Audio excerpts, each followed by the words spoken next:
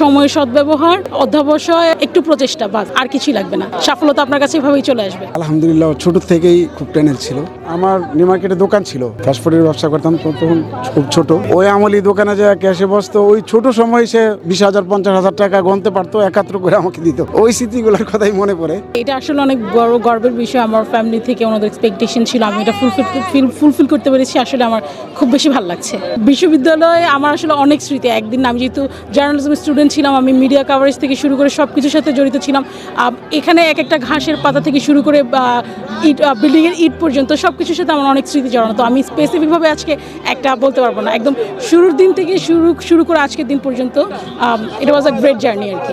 বাবার মার উদ্দেশ্যে বা আমার ফ্যামিলি ফ্রেন্ডসের উদ্দেশ্যে এটা বলতে চাই যে আসলে এইটার অর্জন আমার যতটুকু, তাদের অর্জন আরও অনেক বেশি। কারণ আমি যখন ব্রেকডাউনে ছিলাম, বা আমি যখন হতাশ হয়ে গিয়েছিলাম, বা আমি যখন ভেবেছিলাম আমি পারবো না, তারা আমাকে উৎসাহ দিয়েছেন। আজকে তাদের উৎসাহই হয়তো আমি আজকে এই জায়গায় এসেছি। এমন কোনো কথা ভাবিনি, তো সেটা আমি বলতে চাই যে তাদের এক্সপেকটেশন আমি হয়তো সবসময় ফুলফিল করতে পারবো, বাট এর রিটার্নে হয়তো আমি এর থেকে অনেক বড় কিছু তাদেরকে দিব। সময়ের সদ্ব্যবহার, অধ্যবসায় আর একটু প্রচেষ্টা, বাস আর কিছুই লাগবে না।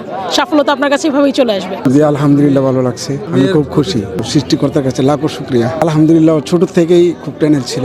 আমার নিউ মার্কেটে দোকান ছিল, ফাস্টফুডের ব্যবসা করতাম, তখন খুব ছোট। ওই আমলি দোকানে যে ক্যাশে বসতো, ওই ছোট সময় সে 20,000 50,000 টাকা গণতে পারতো, একাত্র করে আমাকে দিত।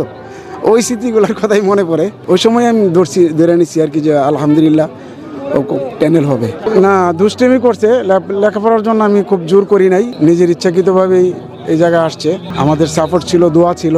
ফ্যামিলি থেকে আমার আব্বু আম্মুর ইচ্ছা ছিল যে আমি লতে পড়বো, বাট আমি ডিটারমাইন্ড ছিলাম যে আমি জার্নালিজমে পড়বো, এবং আমি এই জায়গাতে অনেক বেশি আমি নিজেকে প্রতিষ্ঠিত করতে পেরেছি। এবং আমার বাবা মা শুরু থেকেই চেয়েছিল যে আমি লতে পড়ি, তো সে হয়তো এই জিনিসটা এখন গুলিয়ে খেয়ে ফেলছে, এই জন্য আমার মনে নেই।